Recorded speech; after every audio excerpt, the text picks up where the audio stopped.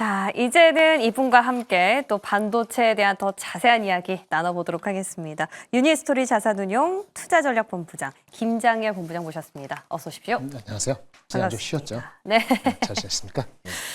연휴를 한 주 건너뛰고 뵈니까 또 더 반갑네요, 글쎄요. 본부장님. 네. 자, 반도체는 궁금한 게 오늘 조금 많습니다. 일단 오픈 AI 이슈인 것 같아요. 이재용 회장, 최태원 회장. 네. 이 둘도 각각 만나기도 했지만 이재용 회장의 경우에는 또 3자 회동이 있었다라는 추정 보도가 있었습니다. 그래서 삼성전자랑 주문형 반도체는 어제 좀 강했는데 그 밖에 반도체 쪽은 힘이 크게 실리진 않아서 네. 반갑기도 한데 의아하기도 하고 이거 어떻게 해야 되나 좀 의문이 들었어요.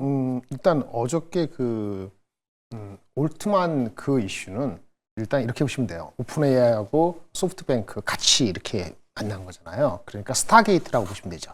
얼마 전에 나온 그렇죠. 5천억 불 하겠다는 거. 스타게이트 하려면은 칩도 있어야 되고 칩 설계하고 그걸 생산하는 게 있고 네. 오늘 엊그저께 더 나온 거는 그걸 가지고 예. 이렇게 어떤 AI 전용 단말기 정확히 그렇죠. 뭔지 모르겠어요. 그런 걸 또 한번 해보겠다. 예. 그거는 예전에 애플에서 그 아이폰 설계했던 조나단 아이브라는 유명한 사람이 있는데 그 사람하고 오픈 AI하고 협력을 하고 있거든요. 오. 그래서 디자인은 뭔가 디바이스를 만드는 거는 그렇게 만들고 그걸 그동안 칩은 누가 설계하지? 그죠. 칩 설계는 아마도 스스로 할 것 같아요. 스스로 커스텀 에이지 자기네들이 스스로 만드는 거예요. 스스로. 예. 설계는 이게 누가 할까 스스로 마치 구글이 그 자체 에이지 칩이 칩을. 그렇죠. 근데 그거를 생산하는 거 예. 그 생산해야 될 거 아니에요. 파운드리 생산. 예. 그걸 삼성한테 맡길까? 오. 아니면 TSMC 같은. 맡길까? 이런 생각이 어저께 살짝 든 거예요. 그러니까 커스텀 IC를 만드는데 그거를 생산하는 거는 삼성한테 기회가 있을까 하는 거 하나고 아까 디바이스 만든다 그랬잖아요. 네. 무슨 아이폰인지 무슨 디바이스. 그게 삼성 거냐? 삼성 할 거냐? 얘기는 했는 것 같은데 어떻게 될지 몰라요. 애플도 있잖아요. 애플이 만들 수도 있잖아요. 그죠. 그러니까 애플하고 삼성하고 디바이스에서 그다음에 칩을 설계는 지네들이 하고 양산하는 거 파운드리는 삼성. 하고 TSMC 예. 여전히 경쟁이죠. 그죠. 그러니까 아무것도 디사이드된 거 없어요. 어제 기대 심리로 올랐다. SK 하이닉스는 그럼 왜 만났을까요? 그거는 이제 SK 하이닉스 만났는데 그것도 뭐 특별한 거 없어요. 덕담 나눈 거 뭐라고 얘기했는데 만난 직후에 뭐 어땠어요?라고 올트만한테 물어보니까 미팅 어땠어요? 하니까 환상적이었습니다. 아우. 끝. 그거예요. 그냥 예. 장이 이제는 딥서킷 때 내려갔잖아요. 화타진 않은데 그거 가지고 올라갔던 거고 오히려 더 하면은 뭐 카카오건 뭐 크래프톤이건 이런 소프트웨어적인 거에 어떤 협력, 그다음에 데이터 센터 자체를 자기네가 만드는데 시간이 걸리니까 네. 한국의 데이터 센터를 어떻게 협력할까 이런 생태계적인 거고 실제 우리가 칩을 생산하는데 기여하는 거하고 디바이스를 많은 삼성이 하는 거는 아직은 희망이다. 물론 그렇죠. 희망이 말도 안 되는 게 아니고 분명히 네. 경쟁을 할 만하죠. 예. 애플하고 경쟁, TSMC 할 만한데 여태까지 최근에 했을 때 애플하고 TSMC하고 우리 경쟁했을 때 우리가 나은 게 없기 때문에 희망은 갖지만은 그것을 주가를 어디까지 반영드릴까 하다가 아침에 확 올라갈 때는 힘껏 올라가다가 아직은 디사이드된 게 없네. 그죠. 그러니까 그거 약간 다시 내려놨다라고 보시면 되고 어제 그게 없었으면 사실은 지난주에 1분기 실적이 안 좋았기 때문에 1분기 전망이 안 좋기 때문에 주가는 더 빠질 수도 있었는데 많은 것들이 나쁘다는 것이 불확실성이 많이 반영된 상태에서 조그만 희망이라도 보이니까 그거를 불확실성 완화 국면이라는 거 때문에 삼성전자가 좀 어제 많이 오른 거고 물론 아까 앵커님 말씀하신 게 있었겠습니다만은 마침 월요일 날 이재용 회장님의 그 항소심이 또 그죠. 무죄로. 네. 예. 그거에 대한 것도 아무래도 활동의 영역이 높아질 것이고 넓어질 것이고 그럼 그 전에 못 내린 결정 같은 것도 내려지지 않을까 이런 희망까지 조금 들어갔다 이렇게 말씀드릴 수 있겠습니다. 그러니까 우리가 삼성전자를 향한 기대감이 워낙 좀 내려가 있는 상황이었기 때문에 어떤 재료가 나왔을 때 좀 크게 반응이 들어온 거지 뭔가 확실시된 부분은 아직까지 없다라고 좀 선을 좀 그어주신 것 같아요. 자, 이 완계가 다 거쳤다라고 하기엔 관세에 대한 부담이 아직 좀 남아있는 네. 게 반도체인 것 같아요. 일단 뭐 트럼프 대통령 멕시코랑 캐나다에 관세를 부과하는 건 한 달 유예를 했지만 중국에는 또 추가적으로 관세를 부과한다고 네. 했고 현 시점에서 관세 그러면 우리가 어떻게 좀 계산을 해봐야 될지 좀 애매합니다. 그 피해를 볼 수밖에 없는 기업, 네네. 또 조금 피해갈 수 있는 네. 쪽 어떻게 분석을 하고 계세요? 그 피해를 그 약간 비껴나가고 좀 제한적인 거 주식이 어저께 올랐겠죠. 그렇죠? 근데 그 주식을 계속 올라갈 때 따라갈 것이냐는 거는 그 피해를 보고 있는 관세, 이 여파가 어디까지 언제까지 될 것인가를 먼저 디파인이 돼야지 네. 피해가는 종목에 대해서 얼마 정도까지 내가 익스포저 할 것인지 어떻게 따라갈 것이 결정이 되잖아요. 일단 트럼프가 캐나다와 멕시코하고 했다가 하루 만에 이렇게 보류한 걸 봤을 때는 우리가 알겠지만 트럼프는 트레이드 워, 전쟁을 하겠다는 게 아니고 트레이드 딜, 어떤 딜을 하겠다는 얘기입니다. 협상을, 네. 그리고 어저께 물론 그거 했다가 아침에 시장에 오르다가 우리나라는 중국의 10% 관세 카운터 어택 한다 그래서 조금 물러났는데 밀리더라고요. 그것도 그렇게 나쁘게 볼 건 아직 없는 게 보세요. 시행을 바로 했어요? 아니에요. 그러니까 중국이 한다고 한 거죠. 미국이 예. 한다는 거. 네. 그거 중국이 대미 관세 부과 뭐 원유, 석유, 뭐 천연가스, 15%. 트럭 하는데 예. 15%인데 10일입니다. 예. 부과 시기가 10일이라고. 아직 협상의 시기가 남아있다. 그래서 미국장이 그거 신경 안 쓴 거예요. 아. 우리는 처음에 이니셜 반응이 그 캐나다, 멕시코 없어져서 좋아서 뭐 스타게이트, 삼성 이렇게 해서 확 올라가다가 약간 내려갔지만 사실은 미국장 봤을 때도 그렇고 실질적으로 아까 트레이드 워가 아니고 트레이드 딜이라는 거고 거기서 딜에서는 어떻게 해요? 항상 그러니까 패기 쉬운 거, 이기기 쉬운 게임부터 하는 겁니다. 그래서 캐나다하고 멕시코는 끝났고 중국인데 중국이 가만히 있지는 않아. 중국 카운터가 돼 있으니까 한번 보여주긴 했는데 다시 내고의 여지를 또 남겨놓으면서 얘기를 중국 했기 때문에 시장에서 반응이 절묘하죠. 아, 이건 트레이드 딜이구나. 그래서 움직이지 않아요. 그냥 나쁘게 움직이지 않은 겁니다.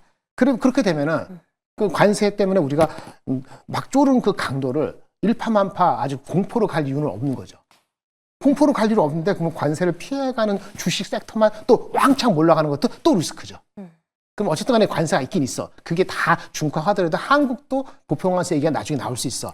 라는 걸 신경을 쓴다면 적정하게 원래 펀더멘털적인 거하고 트레이드 피해가는 거, 관세 피해가는 종목이 있는데 일단 관세 피해가는 거나 이걸 그런 거 관계없이 쓸 수 있는 거는 주가 많이 올라서 조금 신경이 쓰이는데 조선주 방산이죠. 조선방산이요. 그다음에 모든 거 관계없는 게 엔터.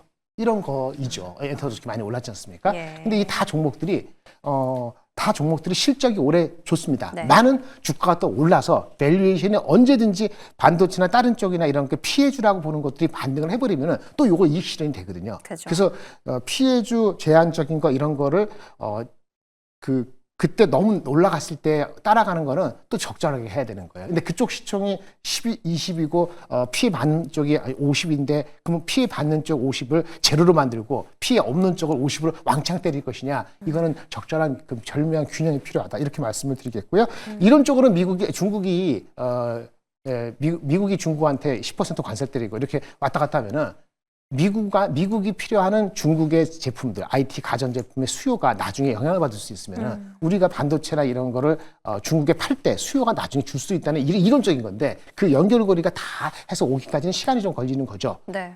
근데 네고시에이션이 안 되면 10일까지 안 해서 진짜 해버리면은 그때는 그때 가서 조금 영향을 받을 수 있기 때문에 지금 미리 주가가 많이 못 가는 건데 이게 복잡한 게 딥시크 때문에 한 차례 확 내려갔기 때문에 요거를 반등하라는 기미를 보고 있는 상태에서의 이 관세 이슈이기 때문에 아마도 어저께 우리가 2,500을 지지하려고 하는 그런 정도의 힘은 아직 남아있다. 이렇게 보시면 되고 있고요.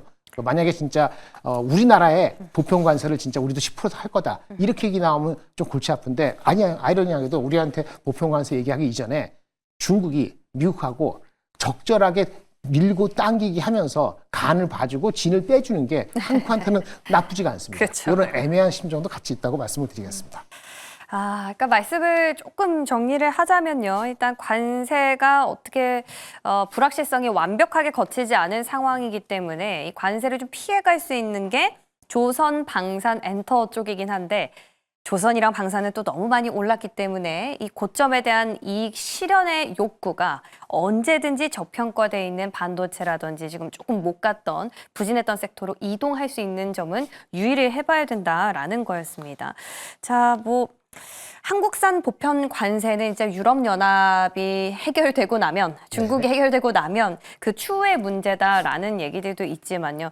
더 시급한 건 반도체 쪽에 네. 부문별 관세 이슈가 될 것 같아요. 우리 네. 섹터에는. 일단 나라도 나라지만 이 부분은 우리가 어떻게 좀 대응을 하는 게 그런 지금 좋을까요? 예상을 하기 어렵습니다. 어려울까요? 예전에 그런 적이 별로 없었고, 근데 사실은 우리 메모리죠, 반도체는 메모리에 그 관세를 매기면 우리가 한국한테만 매기면은, 그렇죠? 왜냐면 중국 대만의 TSMC 매기면은 미국의 그걸 사용하는 업체들 입장에서의 그 수요가 어떻게 될 것이냐에 따라 다를 수 있는데 네. 수요는 줄 수가 없거든요. 그래서 아마도 한국 같은 경우는 대만도 마찬가지인데 중국도 마찬가지인데 환율을 우리가 좀 절하하면은 네. 근데 절하면 나쁜 점도 있지만 절하가 되면은 오히려 효과는 그 나쁜 효과는 약간 줄 수는 있어요. 근데 근본적으로는 그게 진짜 임팩트가 돼서 막 10% 매긴다. 그럼 우리는 가격을 낮춰줘야 되는 거니까는 안 좋죠. 근데 그게 얼마가 될지 예측할 수 없는데 걔네들한테도 임팩트가 있으니까 아마도 미국이 이제 자기네들이 AI 패권을 가는 데 있어서 필수적인 제품에서 그렇게까지 할 수 있을까? 그 중국도 배제하고 한국도 배제하고 이렇게 하기는 아마 쉽지 않지 않겠냐는 것이 좀 마음속에 있는 것 같아요. 근데 그건 뚜껑을 열어봐야 되기 때문에 안 좋다고 볼 수 있겠고요. 그리고 만약 그렇게 되면 이게 만약 진짜 되면은 그게 한 1년 정도 진행되면 나중에 쇼티지가 납니다. 쇼티지. 네. 그러면 걔네들 단가에 이슈가 되기 때문에 하더라도 길게 가지 못할 것 같아요. 근데 그거 정도의 임팩트, 이익의 변동성이 있기 때문에 주가는 그런 걸 감안해서 5에서 10% 정도는 빠질 수 있는데 이미 한 5% 이상 빠졌기 때문에 추가적으로 하기에는 그게 얼마나 장기적으로 되느냐에 따라 다를 것 같습니다. 지금은 그 정도까지. 저희가 지금 관세 시나리오에 대해서 여러 가지로 셈법을 나누어 보고 있는데요. 참 뭐라고 한마디 좀 단정 짓기는 좀 어려운 부분인 것 같아요. 그렇다면 또 다른 리스크인 딥시크는 어떻게 해석을 하고 계실지 좀 궁금합니다. 일단 다행인 건 메타랑 MS에 이어서 구글, 조금 전에 실적을 발표한 구글 역시도 캐펙스를 대폭 상향 조정하겠다라는 입장을 밝혔어요. 딥시크가 등장을 한다고 해도 네. 빅테크에서 이렇게 캐펙스 투자를 네네. 줄이지 않겠다라고 하는 거 보면 반도체 업계는 우려했던 것보다는 괜찮을 수도 있겠다라는 생각이 이게 듭니다. 딥시크가 1월 20일 날 그리고 27일 날 알려졌잖아요. 이 연휴. 사이에 예. 이 사람들이 빅테크 업체들이 투자 계획을 바뀔 거야? 원래 투자 계획을 높이려 하는 생각을 일주일 만에 바꿀 수는 없죠. 예. 관계없습니다. 그러니까 지금 얘기하는 건 별 의미가 없어요. 지금, 그러니까 왜 그러면 구글이 빠졌을까? 빠진 거는 지금 투자 계획을 계속 575%, 755% 하고 메타도 그랬고 다 올랐잖아요. 네. 근데 마이크로소프트하고 클라우드 하는 거, 그다음 오늘 구글 한 거 주가 빠지는 게 뭔지 아세요? 반도체, 그러니까 실제 전체가 아니고 이 클라우드 쪽의 매출의 성장률이 조금 미스왔다는 것 때문에 빠진 거거든요. 클라우드. 그러니까 무슨 좀 얘기냐면 의아했어요. 투자는 많이 하는데 예. 지금 당장의 성장에 마음껏 힘껏 와닿지 않는다. 그 컨선 때문에 마이크로소프트 빠졌고 오늘도 구글이 빠진 거거든요. 이야. 그래서 빅테크가 투자를 계속하겠다고 얘기한 거는 그나마 다행이지만 그거는 요 며칠 사이나 1, 2일 사이 바뀔 수 있는 게 아니고 아마 다음 분기 정도의 변화 소지가 있을 수도 있기 때문에 이건 안심할 건 아니고 그렇게만 보시면 될 것 같아요. 조금 지켜봐야 돼요. 네, 좀 지켜봐야 될 것 같고요. 아까 딥시크 임팩트가 많다가 10몇 % 빠졌다가 이렇게 좀 반등하는 건 이겁니다. 일단은 경량화 때문에 메모리와 이런 것이 내려갈 수밖에 없다는 게 부각된 건 맞는데 이것이 시간이 지나서 온 디바이스나 새롭게 되면은 결국은 전체 파이가 커질 수 있다는 이른바 제반스의 역설, 이것이 실현되기를 바라는 심령이 있어 올라간 거라 이렇게 보시면 되기 때문에 이건 지켜봐야 되는데 모든 것은요. 엔비디아가 26일 날 실적 발표될 때 여기에 대해서 어느 정도 좀 설득력 있게 설명해 주느냐가 좀 분기점이 될 것 같기 때문에 그 전까지는 저점 매수를 해야 되고 아까 말씀드린 것처럼 전체적인 그 주식에 대한 관점은 조선 방산주가 있어야 되겠지만은 변압기 같은 경우도 괜찮은 게 변압기 있잖아요. 네. 그게 데이터 센터용으로 들어가지 않거나 그 비중이 적은 거는 원래 전력 자체의 고성능 고변압 고압 전압기는 괜찮거든요. 네. 이런 종목들은 현대일렉트릭이나 특히 데이터 센터용으로 들어가지 않는 회사가 있어요. 오히려 데이터 센터로 안 들어가는 게 좋겠죠. 변압기 같은 게. 그래요. 실적적으로. 지금 예. 데이터 센터용의 수요가 어떻게 될지 모른다는 우려 때문에 빠진 건데 데이터 센터 관계 없는 거. 효성중공업. 효성중공업 어저께 실적 잘 나와서 오른 급등을 거고 했죠. 반면에 그 전력 중에서 가장 지금 이슈가 돼서 경량화돼서 온 디바이스 되고 하면은 결국은 전력 수요도 줄 수 있다고 하는 그 의무는 어디냐? 배전기가 이슈입니다. 그 배전기 가장 큰 게 어딘지 아세요? LS. 재룡전기. 재룡전기. 이런 겁니다. 그래서 이게 변압기도 약간 분류가 다릅니다. 그래서 그런 측면에서의 가릴 수 있는 능력이 필요하기 때문에 변압기는 믹스되어 있지만은 대형주 중심으로는 데이터 센터라든지 배전기 중심이 아니기 때문에 지나친 가격 하락에서는 저가 매수를 충분히 들어갈 수 있다. 이렇게 말씀드리겠습니다. 야, 전체적으로 투자 전략 좀 말씀해 주셨습니다. 일단 반도체의 경우에는 26일로 예정이 돼 있는 엔비디아가 어떤 실적 발표 현장에서 코멘트를 직접적으로 해주기까지는 약간 보수적으로 접근을 하되 전력 안에서는 현대일렉트릭, 효성중공업, 재룡전기까지 좀 추려주셨습니다. 저희 잘 지켜보고 다음 주에 또 코멘트 얻어가 볼게요. 도움 말씀 고맙습니다. 네, 감사합니다.